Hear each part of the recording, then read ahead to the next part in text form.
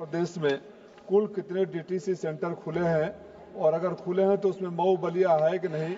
एक सुझाव मंत्री जी मैं देना चाहूंगा। हमारे यहाँ जितने भी एक्सीडेंट होते हैं जिसमें ड्राइवरों की मौत होती है ओवर आवर्स ड्राइविंग करने की वजह से होती है। 8 घंटे से ज्यादा 12 घंटा 14 घंटा 16 घंटा सुबह में होती है। तो क्या कोई ऐसी योजना पर विचार किया जा सकता है दुर्घटना को रोकने के लिए कि एक सीमित आवर से ज्यादा वो ड्राइविंग न करे।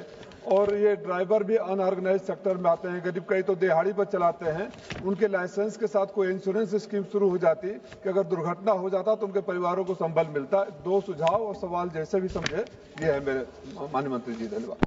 माननीय अध्यक्ष महोदय, ये बहुत इम्पोर्टेंट है कि हमारे एक्सीडेंट्स ड्राइवर के द्वारा क्यों होते हैं। आपने सही बात कही है कि 16-16 घंटे काम करते हैं और उसमें 46-47 डिग्री टेम्परेचर रहता है और इसलिए अब हमारे डिपार्टमेंट ने निर्णय किया कि इसके बाद कोई भी ट्रक जो नया आएगा वो एयर कंडीशन केबिन के साथ ही आएगा ताकि ड्राइवर अच्छा काम कर सके। अभी यहाँ अगर एसी नहीं होता तो हमारी हालत क्या होती, और इसलिए हमने उसको मैंडेटरी किया। दूसरी बात ऐसी है कि एक्टिव सेफ्टी सिस्टम ये हमने इम्प्लीमेंट की है। इलेक्ट्रॉनिक स्टेबिलिटी कंट्रोल ये हमने इसमें ट्रक सिस्टम में लाया है।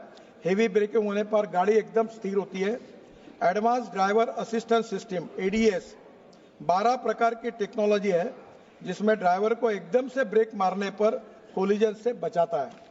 ड्राइवर ड्राउजीनेस सिस्टम, ड्राइवर को नींद आने के पर एक अलार्म बजेगा अभी ताकि ड्राइवर तुरंत अलर्ट हो जाएगा और ड्राइवर को अलर्ट करना बहुत इंपॉर्टेंट है। दूसरी बात, ये हथौड़े लेकर बस बॉडी बनाने का काम हमारे देश में चलता है और मैं दयालु दृष्टिकोण रखकर बहुत दिनों तक उनको मैंने मुद्दत दी कि आप अच्छी बॉडी बनाओ, अच्छी इंडस्ट्री। हरियाणा में बहुत लोग हैं, जालंधर, लुधियाना में, इंदौर में है, हमारा रोजगार जाएगा। मैं कहता हूँ आप नई इंडस्ट्री चालू करो, इंटरनेशनल बॉडी बनाओ। 11 साल में मंत्री हूं, मैं थक गया। अब मैंने कहा नथिंग डूइंग, क्योंकि हमारे समृद्धि महामार्ग पर एक बस गिर के 40 लोग मर गए और इसलिए अब इसके बाद बस बॉडी कोड भी हमने लाया है। यूरोपियन स्टैंडर्ड की ही बस तैयार होगी। ये हथौड़े छाप बसेस बनाने की बॉडी अब बंद होगी। अब उत्तर प्रदेश की जो बात है, अब मेरे पास लिस्ट नहीं है पर मैं आपको कहता हूं आपके जिले में आप लाइए ना प्राइवेट प्रपोजल, ले आइए मेरे पास, मैं आपको देने के लिए तैयार हूं। आपके हर तहसील में देने के लिए तैयार हूं। आप वहां ड्राइविंग ट्रेनिंग सेंटर भी डालिए, स्क्रैपिंग सेंटर भी डालिए और फिटनेस सेंटर भी डालिए। आप कम से कम 700-800 लोगों को तुरंत रोजगार मिल जाएगा। तो हम जरूर आपको सहयोग करेंगे। प्रताप चंद सारंगी। Sir, how many driving training centers have been established in Odisha and how many drivers have been trained during these years and what is the present status? Sir, whether the government is aware of the fact that many accidents are frequently taking place due to the worst road condition of the NH from Bhadrak to Waleshwar, and in spite of repeated requests these things have not been developed. So whether the minister will take care of it.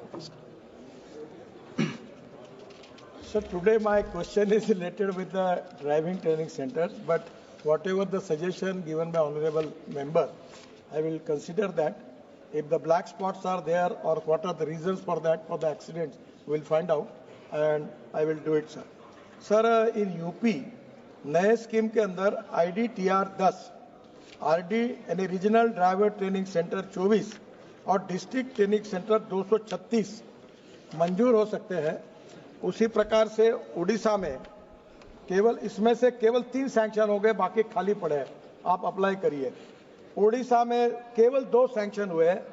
New policy के मुताबिक हम 53 centres, इसमें IDTR 2 और regional driver training centre 5 और DTC driving training centre 46 sanction कर सकते हैं। आप लोग भी इनिशिएटिव लो और प्रपोजल तैयार करके लाओ। प्रपोजल कैसे बनाना, इसकी मदद चाहिए तो मेरे ऑफिस में आओ, वो भी मैं आपको पूरा बुक तैयार करके दिया है और इसके कारण आपके क्षेत्र के लोगों को रोजगार मिलेगा। हम सबको उसके लिए निष्कर्ष के आधार देने के लिए तैयार हैं।